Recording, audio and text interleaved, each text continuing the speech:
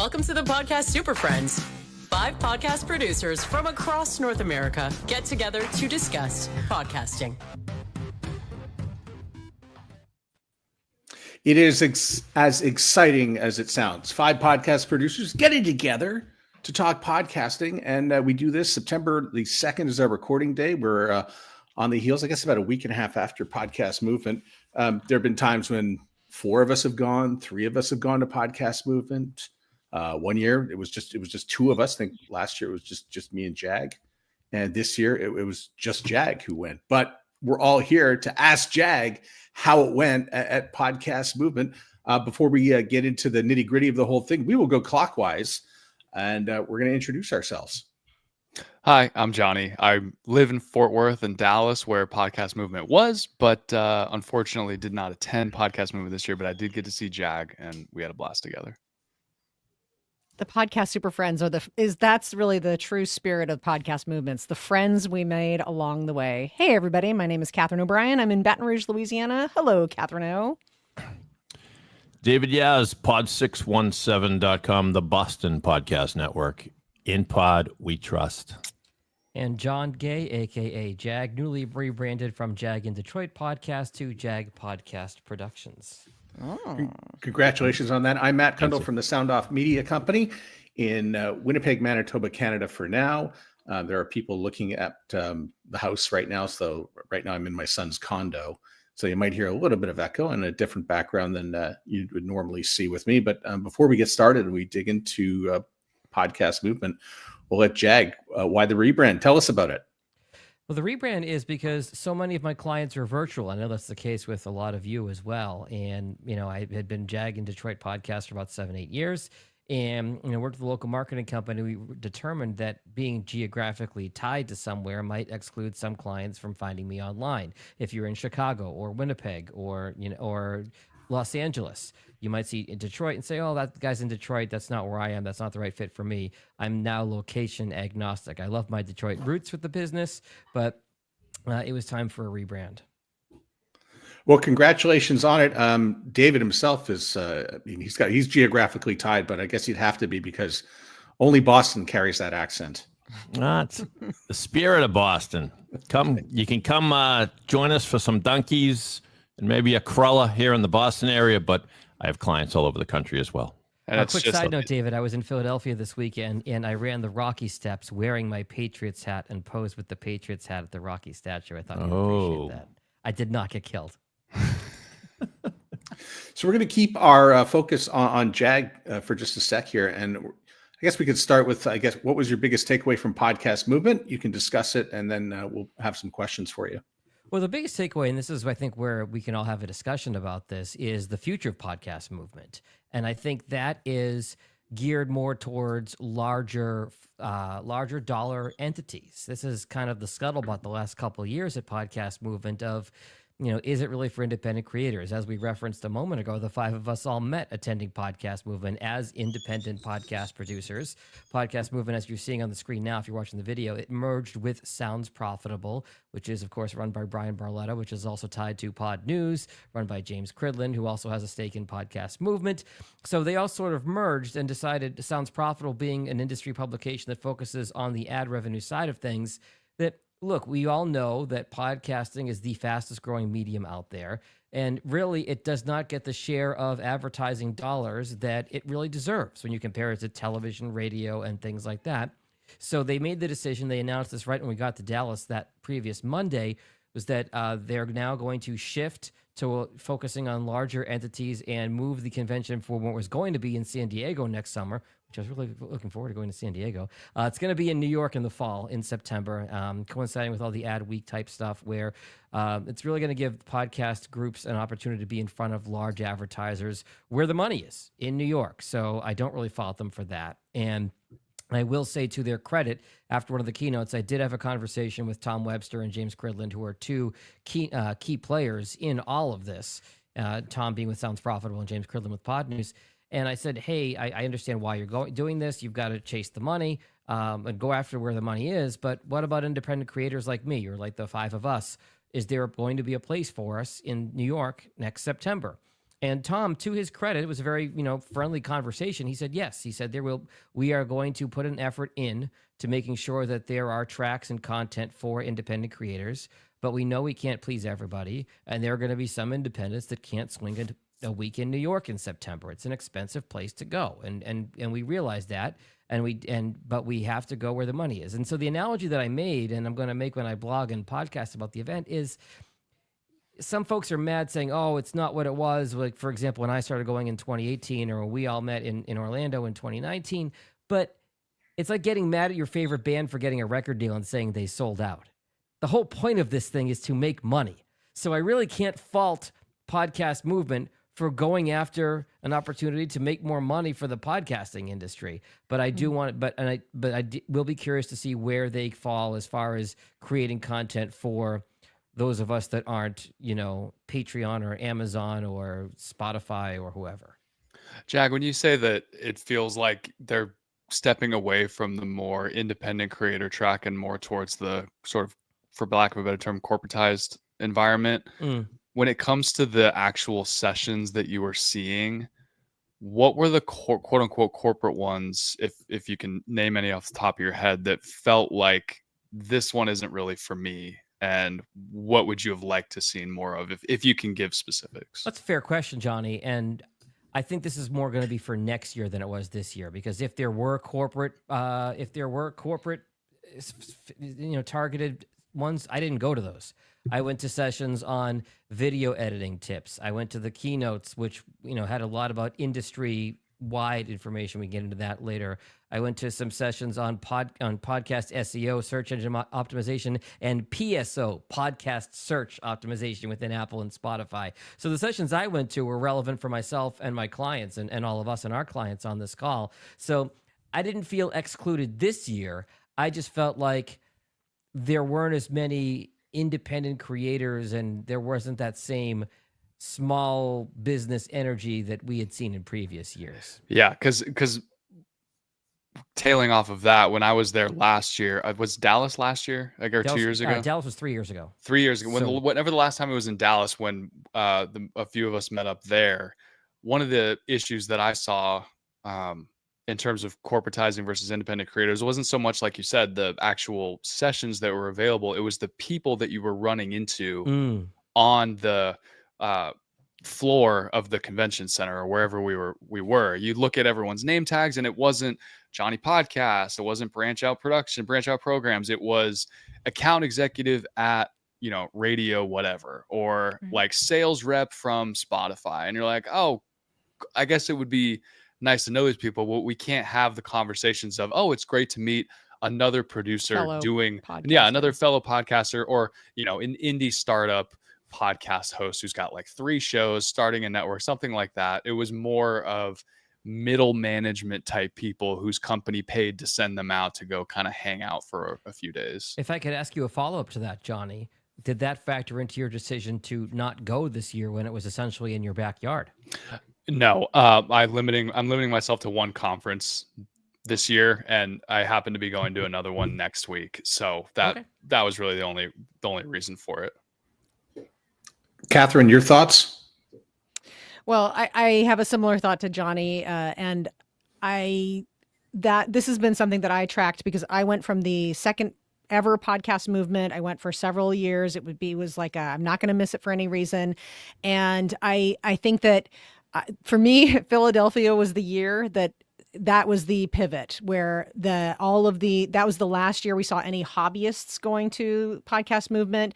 I detected the same thing that Johnny did, where it was like, okay, now suddenly it's a lot of marketing focus people are adding the podcast element into their other offerings. It's not the main show. It's not the main thing that they're doing. And I started asking that question of who is podcast movement for?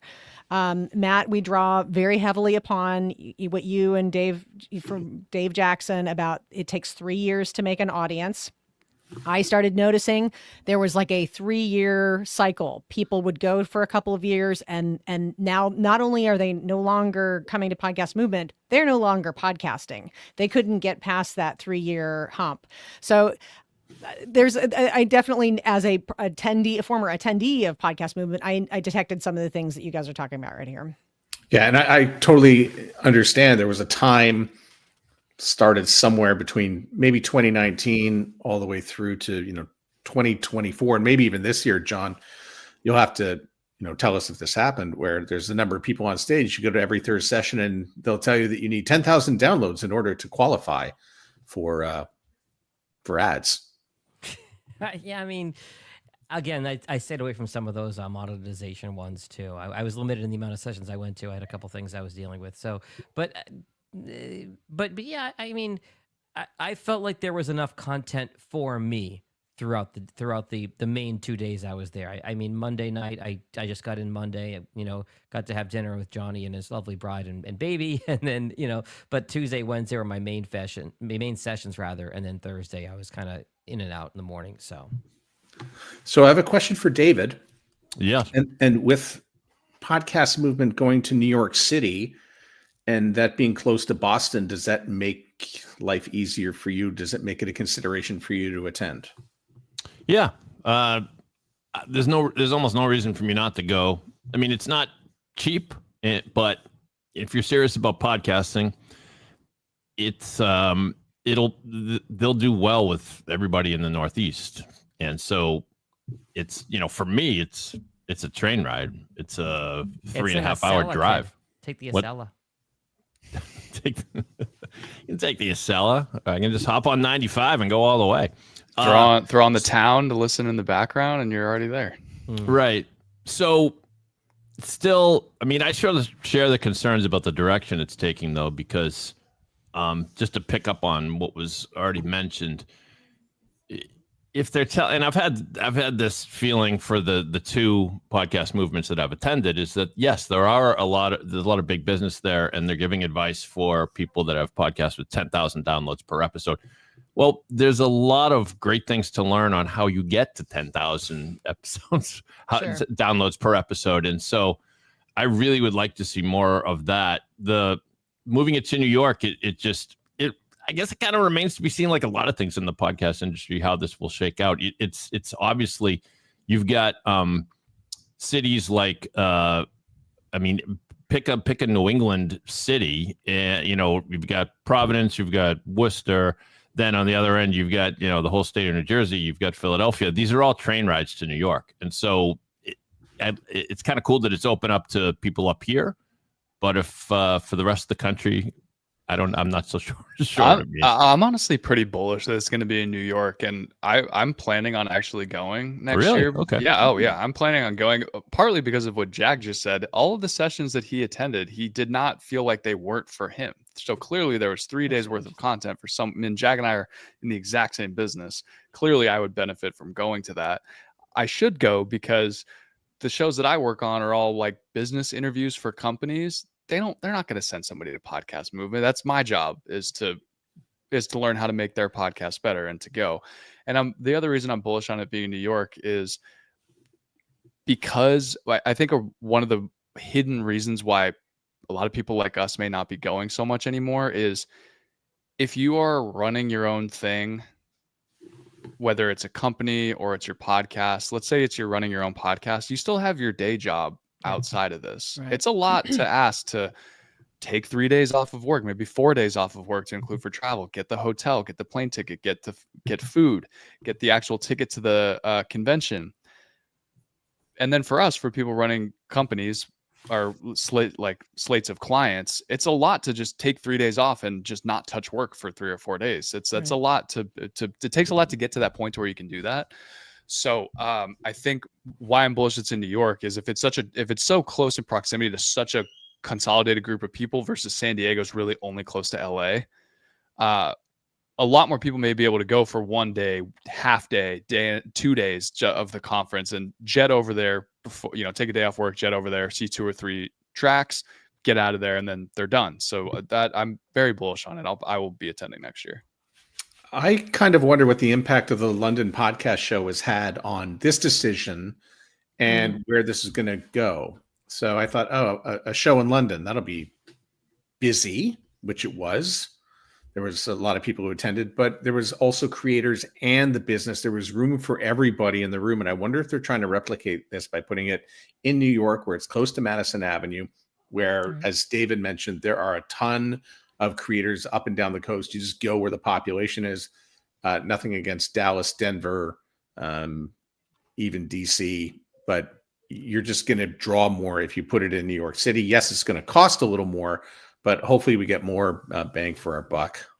I will say, in a conversation I had with former podcast super friend guest Jay Nacklis and keynoter Hal Root, I forget which one of them mentioned this to me, but they suggested that maybe for someone like us, that PodFest in Orlando in January might be a good fit, because there's a lot more independent creators. There's a lot more of the folks that we typically work with there. So that's also on my radar for January is Orlando, but still unsure because I'll be planning on going to New York in September also. So, and for the people listening, when it comes to these conferences, you get out of it what you put into it, whether it's networking, actually going to the sessions, paying attention and meeting people and putting yourself out there. But two, look at these two events, look at past sessions at Podcast Movement, look at PodFest, look at the London Podcast Show, look at the types of content that you're seeing there and pick which one is best for you. If you're a host looking to become a better podcaster, maybe it's PodFest, maybe it's the London show. If you're someone just working in the industry who wants to move up in the industry, move around in the industry, network more, maybe Podcast Movement is more for you. So look at all of these events. There's something for everybody, but again, you get out of it what you put into it. Well, a lot of, just picking up on what you said earlier, Johnny, a lot of, stating the obvious, a lot of companies across every industry, real estate, the big companies that have marketing departments typically will have somebody who is the podcast person. If that is a train ride, if that is, spending a couple of days in New York, they're probably going to a lot of conferences in New York anyway. So in addition to all of us, the super friends, in case you missed it, we deal with clients. So I agree with you, Johnny. We should be the ones going to Podcast Movement and bringing the advice back to our clients. But in like regard, people who are either in-house marketing for a lot of these companies that have podcasts, or obviously, I guess, independent, PR companies and marketing companies. Jag, can you give a little bit of a read here? So one of the things that I think you mentioned about just this going to New York is it's kind of a signal. It's like saying, if we're considering that Podcast Movement is somehow representative of podcasting, the whole industry, and now we're going to New York for Podcast Movement, it's like saying there have been a lot of sessions, there have been a lot of talk and all these things about smaller creators building dedicated sponsorships, building membership sites, doing all these things. And to me, it's like interesting that part of it is saying we're going for the ad money. We're trying to get this slice of this bigger pot. And can you do you feel that? Am I in the ballpark there? What are your thoughts there? Yeah, I think you're spot on with that, Catherine. The counterpoint would be one of the great keynotes. That was the podcast study done by Hal Rood and Tim Bronsel, I believe his name is. I'm going to pull it up out of my notes here. But talking about for independent creators, there's monetization opportunities around email newsletters, merch, things like that. I'm actually scrolling through my notes, but yeah, Hal Rood of Strategic Solutions Research and Tim Bronsel of Point-to-Point Marketing. They presented one of the keynotes called the Podcast Study, and one of their takeaways was that you can really, people who are passionate about your podcast will spend money with you, whether it's a Patreon, right, whether it's buying, merch, T-shirts or something clever related to your topic. So there is that. If you're an independent creator, here's how you can make money doing it if you haven't reached, 10,000 downloads and you're selling to Mattress Firm and ZipRecruiter. But I think your greater point is right, Catherine.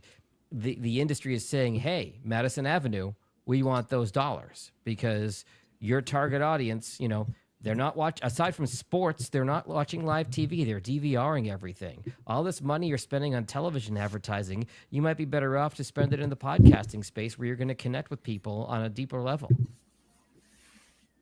Jag, how big was the AI track at Podcast Movement? There were several sessions on it. A couple of my key takeaways on the AI piece of it were the AI is best in for your workflow. I use it for things like show notes and summarization, and we've talked about that in our offline and our online calls, the five of us. Interestingly, AI is viewed differently on different continents. The North America is kind of the middle ground. In Europe, they have a lot tighter regulations around it, so they're a little bit more handcuffed. And Africa, this was a worldwide panel that I said on. In Africa, the opposite is true. They are so resource thin in a lot of places in that part of the world. They're relying on AI much more. So less in Europe, more in Africa, and North America seems to be kind of the middle ground of it. But again, the key takeaway for AI is part of the selling point of podcasting is authenticity. You're having an actual conversation. You're letting somebody into that conversation. When you start using AI for things like show thumbnails that you can tell it's an AI image, or artificial voice, things like that, just because you can doesn't mean you should. When you start seeing things that are clearly AI driven, that really can hurt the credibility and that authenticity piece of the podcast. That was my big takeaway from it. And then, sorry, go ahead, Matt. Jag, I just wanted to ask, because they make a lot of money from exhibitors on the floor. And, Sure. One of the first one every year is, Todd Cochran over at Blueberry, who keeps a running count of the number of creators who will drop by the booth and how many leads he gets from that.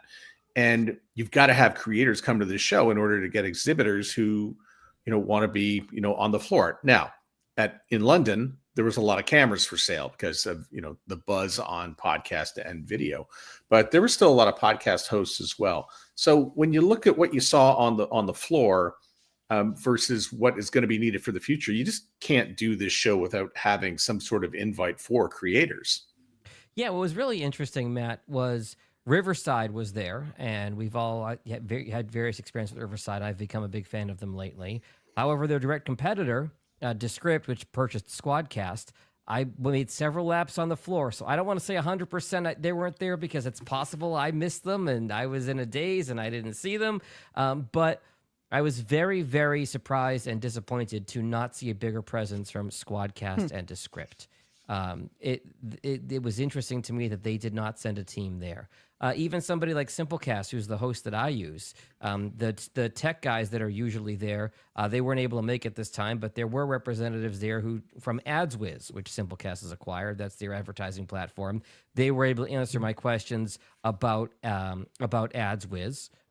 Which was great, and I got some FaceTime with them, which is one of the reasons I go to this, is to spend FaceTime with vendors that I use year round. But yeah, there were some oddball exhibitors that didn't seem to have a lot to do with podcasting. In case you're wondering, you've been to this convention before, there were no puppies. Nobody had the puppies, so there was not an exhibit with puppies, sadly. Mm-hmm. I'm out. But to your point about London and the video, Matt, B&H out of New York, B&H Photo and Video, they were there. They had a massive setup. I learned a lot about cameras. So I learned some stuff from Johnny and some stuff from B&H about cameras to use if you want nice, 1080 or 4K video quality for your podcast and not have to use a webcam for it, to use like a real mirrorless camera. It's pricey. Another reason to strike against video, but some of that. And they had a Rodecaster video set up and some Rodecasters and a whole bunch of microphones. And it was good to learn from them what they have in the space. I would have liked to see more from Rode. I would have liked to see more from, Shure. Shure, I take that back. Actually, I believe Shure was there. But yeah, it's not as many exhibitors as years past either. And who's going to be put in charge of getting the Airbnb for us next year in New York? Yeah, let's go. David, he lives the closest. David He knows knows the the area. geography. Well, I could do some scouting. Yeah. I ended up in the Pod Hotel. Nothing wrong with the Pod Hotel, ironically. It is really Fitting. surprising that Descript didn't have a presence there on one hand, because it is such a valuable tool in podcasting. I know all five of us use it to some degree or another. But on the other hand, Jag, like you said, or Matt, like you said, if there aren't a lot of individual creators showing up, I mean, what is Descript going to offer to the ad sales rep guy from, Libsyn? Like, I don't know. So it's just one of those things where I would expect in a podcast convention, and I mentioned this on our call, is that I've got 3 or 4 Descript guys sitting there with laptops, and I walk up to them and I go, hey, I'm only using Descript for this. I'm wondering if I can get some help on the video editing side with the script. Can I pull up my laptop and show you what I'm doing and you walk me through how to do it? Like that is the sort of the hands-on individual creator stuff that you would be expecting from a convention like this. Sadly, it just wasn't there. Riverside was in several sessions along with having their booth, and this will be a good tidbit for our listeners who use Riverside. I said, hey, I'm having this weird thing with Riverside. When I log into it, it freezes for 30 seconds before everybody shows up on my screen. And I said, what are you using? I said, I'm using Chrome. That was always, we were told, use Chrome. Use Chrome. Try Microsoft Edge. What? That still exists? Words that have never been spoken. And I tried did. Firefox. And I did. And it worked great. So if you're having issues with Chrome on Riverside, you can also try Edge. And they didn't tell me this, so I'm not quoting them on this, but I would assume Firefox and Safari too. But I was very surprised that Safari is a no-go. I know No-go? that for Okay. a fact. Safari is a no-go. For you Mac users out there, I use Brave browser. That's what I use for my main browser. Works great for Riverside. I've never had an issue with it. Thank you for answering the Mac piece of it. And Brave is free. It's easy download. Looks exactly like Chrome. For the benefit of our listeners who are not seeing the scroll on the video, our next episode is going to be September the 30th, International Podcast Day, 11 a.m. Eastern will be the time. We'll have Kendall Brittman from Riverside, who is going to give us tips and tricks and answer all your Riverside questions. So that's going to be a lot of fun. That's fantastic, also, by the way, on the Riverside users Facebook group. She's on it, so I'm looking forward to having her on. International Podcast Day is September 30th. And just a reminder and a pro tip, all the candy and the ornaments and the cards go on sale on the day after International Well, you know what Podcast sucks? Day, so. What sucks is because we have a guest, none of us can celebrate International Podcast Day by drinking on the show. We have to be sharp as a tack and on our game to, host Kendall. It's 6 p.m. or 7 p.m. where she's going to be in Tel Aviv. So, maybe she'll be in a more festive mood. And if anybody says podcast season's greetings, that does not fly. We say happy International Podcast Day. We say Merry Podcast Day. Yeah. Jag, you got another takeaway kicking about? I have many. Where do you want to go? I sent you my notes. Which one do you want to lead me into? Oh, I did. I'm not going off notes. I'm just going to say Jag next. Okay. Next, speaking of universal tips, Taylor Swift. Everybody is big. Everybody saw the Taylor Swift or heard about the Taylor Swift Travis Kelce episode of the Kelce Brothers New Heights podcast. Jay Yao, who was a producer engineer who gave this session, who I really like and have become a big fan of, he pulled up on the screen the shot of Taylor and Travis, and they both had big headphones on. And so we've all dealt with hosts and co-hosts and guests especially. Oh, I don't want to wear headphones, or I don't like how headphones are going to look on video. If you're watching the video right now, you'll see all five of us have studio quality headphones on. So the next time you have a guest say, oh, I don't like the look of headphones, his direct quote was, if Tay-Tay can wear headphones, so can you.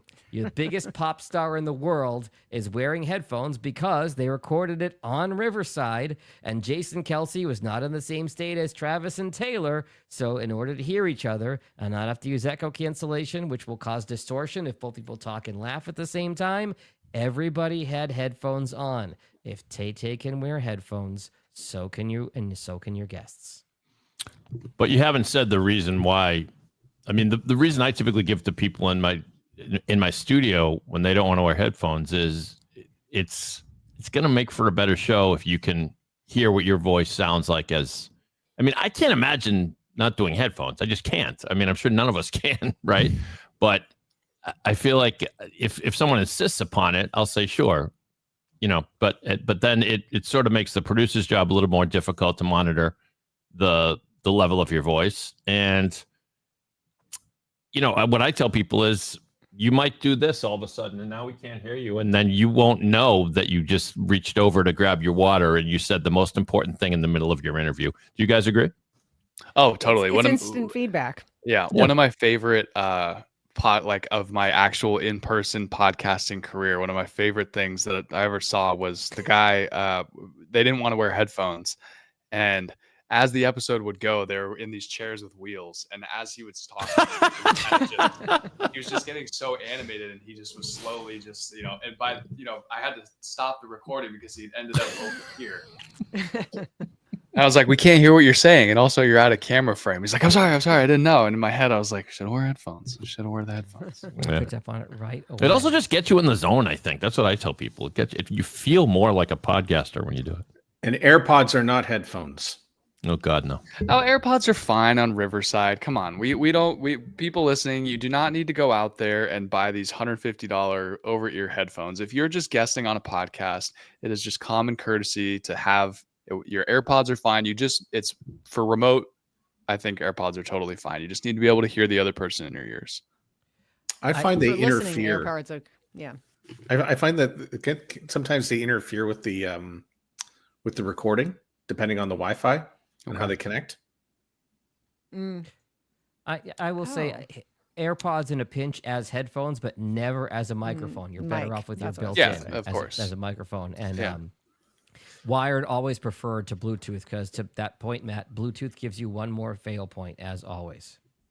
Yeah, like sometimes maybe the microphone will just switch over to the AirPods, and then things get confusing. No, you're right. If you are a host and you are running your show, the AirPods are not an option. Standing on that wall. If Matt, do I have sharing permission in this podcast? You should. I want to. If you do, you can if you go to share, it'll show up on my screen, and I'll pop it up for everyone to see and hear. Forgive me if this is a picture taken from the crowd, but can everybody see this? I haven't seen anything. Not wait yet. a second. Okay, Stand by. Hang on. Sorry. This is to the importance of. Here, I'll make it a little bit bigger here. First impressions in a podcast. This is from the podcast study, one of the keynotes, which was fantastic. How much time will you listen to or watch a podcast for the first time before you give up on it? 4% will only give it 30 seconds. 6% will give it a minute. 41% will actually give it 5 whole minutes. So you do the math on that. That's pretty generous. Yeah, that's more than I would have thought. 50% of people are gone after 5 minutes. You had better do a good job with that first impression, or they're out. And I'm going to pull up another slide here in a second that really emphasizes this here. Well, those 4% left after 30 seconds because the audio quality was horrendous. They couldn't last 5 minutes. Give me, as I'm going to try to find one more slide here. It's good intermission time to tell the listeners that if you want to see these slides, head on over to YouTube, watch the show on video. We all have beautiful setups. We're all very attractive people, and you'll enjoy it. That's great. However, I'm cutting this out of the audio. Never mind. Let me share one more here with you. It's an Easter egg for the people who, the real ones who go. Yeah, over to YouTube real ones watch live. Nursing Now, that Labor Day hangover. This is another influence. So, do you prefer the host start the podcast by diving right into the main topic, or do you prefer a little relaxed chit chat? So, 33% say dive into the topic right away, and 42% say if you can have some chit chat, but keep it real short. Add those two numbers up, you've got 75%. 3 out of 4 podcast listeners want either short or no chit chat. Give me the reason at the beginning of that podcast to stick around, or I'm gone. Start with the good stuff. It's actually a little more forgiving than I would have guessed. I agree. I would have guessed no chit chat, but the fact of the matter is, if you become loyal to a podcast and you look forward to it every week, you probably don't mind the chit chat because why? You like the hosts. You keep coming back. Yeah, and you feel like you're part of their little family. Now, but if you're a new listener, that's what I think we have to keep reminding ourselves as podcast hosts is, what if someone's listening for the first time and your show is about auto repair and you've been talking about Cheerios and Frosted Flakes for 3 minutes? It's like, what the heck? What am I doing? You have to eat breakfast before you fix your car. You can't just go. I'm really glad you said that, Dave, because the other slide from this I wanted to show, when you try a podcast for the first time and you're disappointed, how likely are you to try it a second time? 41% are not likely to give you another chance. 40% are somewhat likely. So only 19% of people are likely, very likely, to give you a second chance. There's a 4 out of 5 chance they're not coming back. So when your most recent episode is listed first in Spotify or Apple, and you don't give them something good out of the gate, you have lost them. It is cliche, but you only get one chance at a first impression. I don't know. I'm a half glass full on this somewhat likely. I think that's that to me, when I read that, means that I've got another chance. The red is a no-go zone. I'm looking at this as 6 out of 10 times I'm going to get another shot at the apple, or another That's bite fair. at the apple. Yeah, that's why the green slides are together, right? Yeah. Yeah. One more thing before we dove into that slide was the chit back onto the chit chat piece of the conversation was exactly what Dave mentioned. It jumped into my mind. It was like, this is an auto repair podcast. This isn't a chit chat podcast. You as the host have to determine what kind of show are we. If we're a comedy podcast, if we're sort of a bantery podcast, if your podcast is a chit chat podcast, that doesn't apply to you. But if you're doing a like a true crime podcast, or you're a news show, or you're some kind of more serious, more businessy, buttoned up type deal, your audience is probably not looking for the chit chat banter. So you have to, take all this with a grain of salt. What kind of podcast, take your show, apply it to the advice with that in mind. Also, there are ways to kind of strike a balance, I think. Like if you say, welcome to Joe and Bob's Auto Repair Shop. We're going to talk about the troubles with the new Mitsubishi. I don't know, not a car guy. I don't know. But before we do that, we just want to answer a little viewer mail. And by the way, later in the show, we're going to get to XYZ. So I think I always try to keep in mind, the listener is here for this. Let's do this little funny stuff, but they know it's coming. And by the way, it better be coming soon. And if it's not coming soon, then remind them again. It's like, thanks for your patience, everybody. We just wanted to shout out a couple listeners. We're going to get right to the whatever.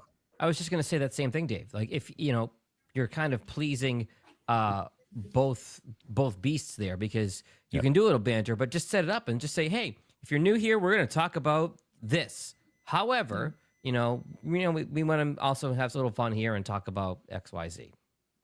I think that's a good point, Jag, about assumptions.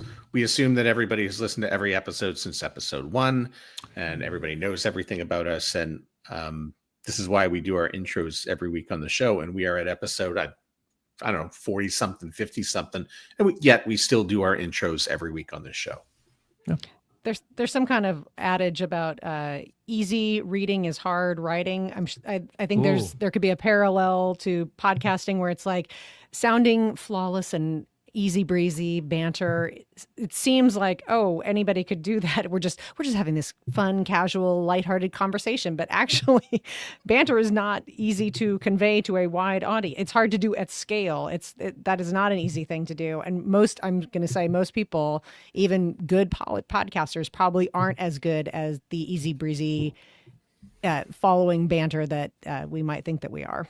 Well, imagine you're a solo show. Solo banter's got to be just impossible. You have all your notes and everything you're going to talk about in front of you. Take away the co-host or the guest out of the equation. Solo banter is just insane. I won't bother with a slide with this one, but my other key takeaway from that session was, folks really love, on average, 3 podcasts. 3 podcasts are the ones they're going to listen to, and 75% of them have a strong preference for number 1 out of those 3. So if you really want to crack into somebody's routine, you got to make that top 3 and ideally be their top 1. So the bar is high. Well, it's a great point. It means that should be so inspiring for you as the host. What more energy or kick in the butt do you need to make the best podcast possible than be like, every episode, every time I sit down behind the mic, every guest that I book, every piece of promotional material that I put out is trying to knock one of those 3 off the ledge, and boom, I made it onto the 3rd spot. Mm-hmm. All right, next week I'm going to knock that 2nd guy off. I'm going to move up to the 2nd spot, and in 6 weeks I'm going to be at the top spot. I'm going to be this person's favorite podcast. That's like the energy and approach you should be taking to all of this. And if you don't feel that, maybe you rethink the whole podcasting thing, because that is, you're making this for Olympic somebody. Podium. Yeah, you're making this for somebody. It should really hype you up to do that. Oh, I like the Olympic podium, and you just said that, Jag. That's a great way to think about it. Who's the gold medal, silver, or bronze? There, you're in against tough competition there to get to that podium. Jag, I know that you shared with us that there was a lot of some good discussion about podcast reach, and that we're experiencing some good positive directions on podcast reach. Could you share it a little bit with us about that? Yeah, and this was from Tom Webster's Sound Profitable keynote, and he essentially said, just bear with me as I'm going back to my notes here, but he basically said that we're kind of I don't want to say maxed out, but we're really big in terms of podcast overall reach. That in their study of 5,000 people this year, 96% are familiar with the term podcasting. So his line was that reach has flattened, but TSL, or for non-radio people, time spent listening, has grown. So it's really about getting existing podcast listeners over to your show and spending more time with it. It's not about making the tent bigger. The tent's pretty big. It's about really reaching the people who are inside that tent, was my takeaway from Tom Webster's thing. And then the age-old audio or video conversation. Again, my favorite analogy ever for this came from Johnny when he said that audio are your shoes and video is your socks. So you can go out without socks. You really can't go out without shoes.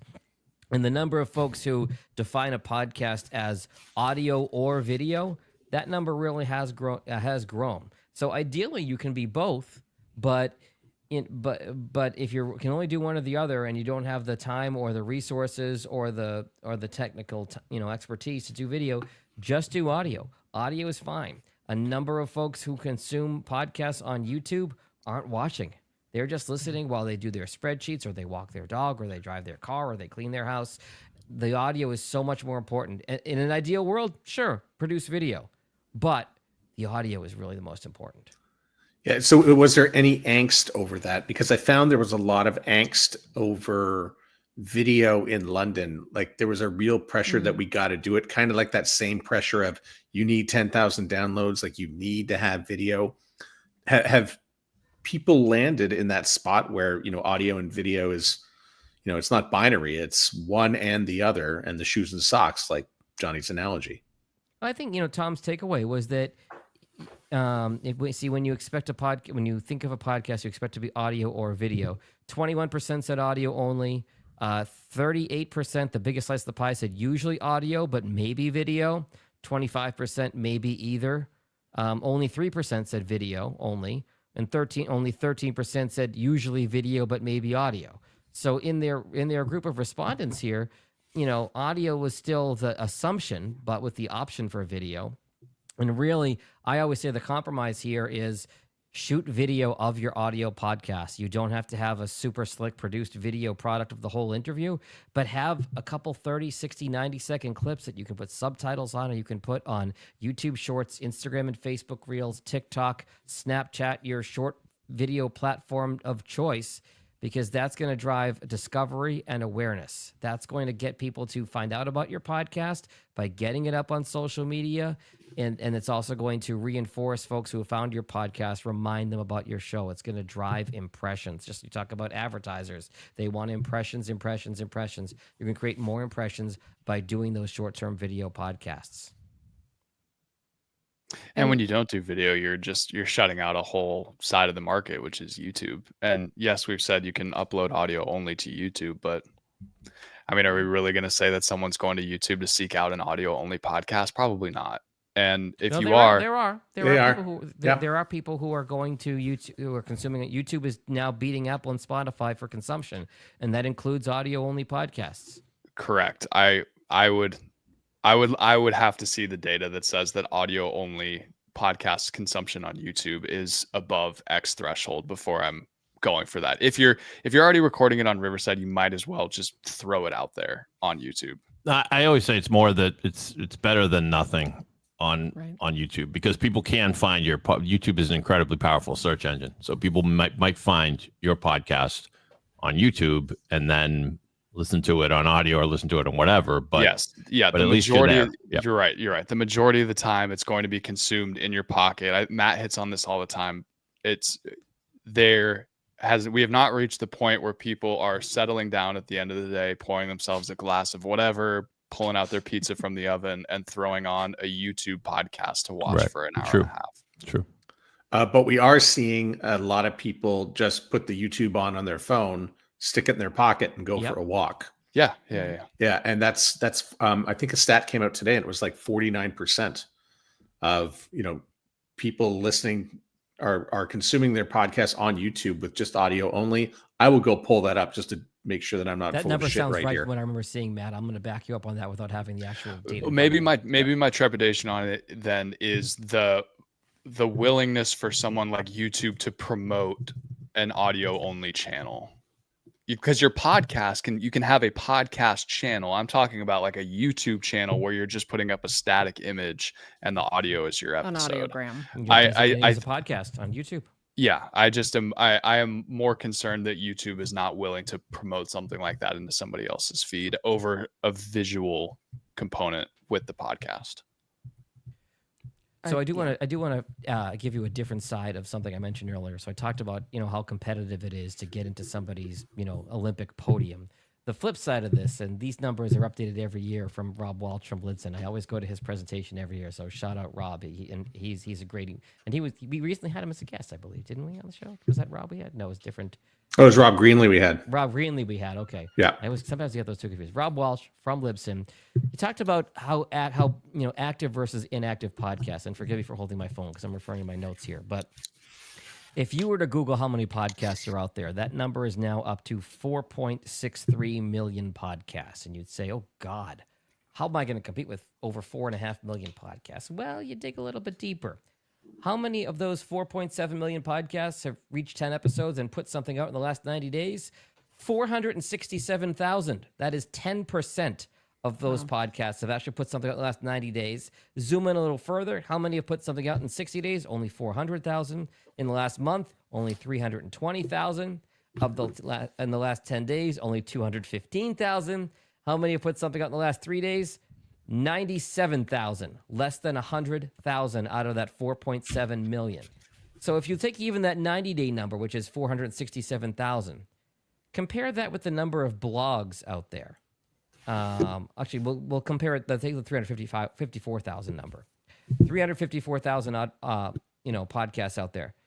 There's 757 million blogs out there. The ratio of active podcasts to blogs is 2,000 to 1.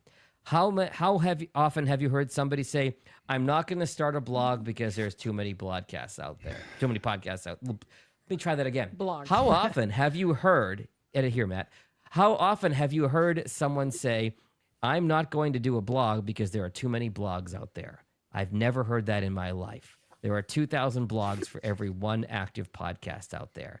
Don't let the numbers scare you. If you're going to do it, do it. And I would love to see a number that would do the last 30 days of, YouTube videos that go up versus, I mean, where do you want to have your fight? Yeah, I want to do a YouTube. I'm not going to do a YouTube page because there's too many YouTube videos out there. Yeah. Billions of videos get uploaded every minute. If you're good and you have an audience, they'll find you as long as it's well promoted. YouTube sees approximately 518,400 hours of new content uploaded every day. That's over 360 hours of video uploaded every minute. Yeah. What do you want to get into that fight for? Yeah. Hey, Jag, back to before we leave Reach, you also shared some just tips or some realities about people focusing on SEO for podcasting and maybe putting together blog posts, putting together these things. It seems like there's been a little bit of accepting the reality of SEO for podcasting. Can you talk about that a little bit? I am so glad you mentioned this, Catherine, because this is really important. So the two acronyms that I've learned are SEO, search engine optimization, which we know from websites. That's more about showing up in Google and ChatGPT. And then PSO, podcast search optimization. So first to SEO, you're actually going to rank more likely for specific episodes in Google than your show. So the advice that I got from Podcast Movement was think of your podcast as an album. Think of your top episodes as your radio singles. Which singles are you going to release on the radio? By the way, this would be a great time to mention Dave's podcast, Past Tense. So, Wait a minute. Was that the Past Tens, a top 10 time machine? Oh, thank you. I thought that got taken down. I thought Spotify had struck that from your soundboard. You This can't whole prove that, episode, John. I'm going to make it on Spotify because he used the jingle. So, Google and ChatGPT are going to rank your specific episodes. So really put some effort into, if you've got 3 great episodes, really, I'm not going to say keyword stuff or do anything untoward, but think about really optimizing your show notes, maximizing that field, getting your transcript up, things like that. Also important for Google. Google on their results is going to show really 55 characters, 7 words. Think about that in your show episode titles. You don't necessarily need your guest name in the title, and that surprised me, and it may surprise some of you or some of our listeners, because think about it. If you have Jon Gay on your show, there are not a lot of people Googling Jon Gay. If you have Taylor Swift on your show, you're probably going to be getting a few more hits by that. Hence why my blog post for this is going to be called Taylor Swift and the Future of Podcast Movement, because I mentioned both in the recap. So I'm not just spamming, because I'm talking about the Taylor Swift headphone thing, and I'm talking about the Future of Podcast Movement. So another one, of course, Reddit. Reddit is huge. There are 1.2 billion active users on Reddit. Don't forget about Reddit. Think about tools like Google Keyword Planner, a site by Neil Patel called Ask the Public. Your show description is going to max out at 4,000 characters. Feel free to use all 4,000. And then on the PSO, as I mentioned, podcast search optimization, Rob made a great point in that your search results in Apple are different before and after you click the search button. As you start typing in, you will get auto-filled search results. When you hit the actual search button, those results may change. So pay attention to how your stuff is showing up when you're searching in the chat. And then also, Apple is going to prioritize your show title, not your episode titles. So make sure your show title is optimized. Make sure it's not just something clever and cute. Make sure that it's relevant to what it is that people are going to be searching for. And then also number of followers or unpaid subscribers down all time. Your Spotify and Apple are going to rank for that. They're going to rank for, title of the show, the author of the show, very important, and then followers. So podcast search optimization in the Apple and Spotify charts, that's more based on the actual show. Google and ChatGPT are going to list more specific episodes. So there are 2 beasts to feed when it comes to search. But Jag, I have the top 50 investing podcasts on the Apple podcast charts. How does that help me? I have a number on that somewhere, but which it would take me a minute to find. The number of folks who are finding stuff off charts is slim. It's more about what they're going to find in search. People are not looking at the charts. I hate to say it because I have clients that get excited when they get on the Apple podcast charts, and I don't want to rain on their parade, but sometimes like downloads, it's an ego metric. It's great. It's great. It's a great piece of marketing to be able to say I'm top 25 in Apple's investing charts or anything like that. But is it really going to help you show up in search? Maybe, maybe not. Get yourself a plaque and then up your SEO game. Catherine was nodding about something a moment ago. It has marketing value, and I think that people should not. I think podcasters should capitalize on that, and any little marketing opportunity that you get, you should take. No, you should. I was just making the joke that just you shouldn't rely on that. We're like, well, why aren't more people finding me? I'm top XYZ in the charts, and well put. To lead Jag to say like it's not where people are finding stuff. It is very great, very admirable. A super article that Steve Goldstein wrote really puts the question to how answerable is your podcast? Are there answers within your podcast that are on your blog that Google is going to go and use to to categorize and to put in for AI? Even AI is going to be able to capture that stuff because we're always asking questions. So how answerable is your podcast? I'm going to put that link in the show notes, by the way. Please do. Yep. Jag, was there anything on discoverability? In regards to what specifically? How people are discovering podcasts? I think we've covered a lot of it so far. Okay. But I'm trying to find a slide on that because, gosh, I've got some. Oh, here we go. Podcast discovery total sample. Let me see if I can grab that one real quick here and pull it up for our video folks here. Because I think the last time we discussed it, Matt, we found that word of mouth share had dropped quite a bit, right? Right. Yeah, so I'm really here searching searching for good for you. news. Let me pull that up for you right now. All right. For our video listeners. Again, this is from the podcaststudy.com that we talked about earlier. So social media, those videos, this is why this is so important. 62%. So these numbers add up obviously to more than 100% because people pick 3 ways they find podcasts. Top for our audio listeners, top is 62%. That's social media. So they're finding those short form clips or they're seeing a friend of theirs share it. And then related, 57%. Number 2, friends and family. And then next distant third was suggestions from the platform where you get podcasts. So that might be, it could be charts, but it could also be, what you're typing to search. That's 35%, 25% from an ad during a podcast. And then stuff like music streaming ads, billboards, stuff like that at the very bottom. But social media, I call new school word of mouth. Friends and family, I call old school word of mouth. Those 2 are massively number 1 and 2. Don't laugh at billboards because in here locally in Baton Rouge, I noticed there was a billboard with a guy's podcast on it and he had a QR code. And I unfortunately did not get my phone out quick enough to get it, but I wanted to reach out to him and say, I want to hear the results of this billboard. Yeah. How did it go? I'm curious. I'm very curious. Is there anything less safe than a QR code on a billboard next to a highway? Oh, yeah. Let me put down my cigarette and my sandwich and pull out my phone while I'm driving. Or it's easy because you're already on your phone texting and driving and you just whip it up. It's just an easy. And because raise. I'm in South Louisiana, my daiquiri. Let me put that in the. Oh, right.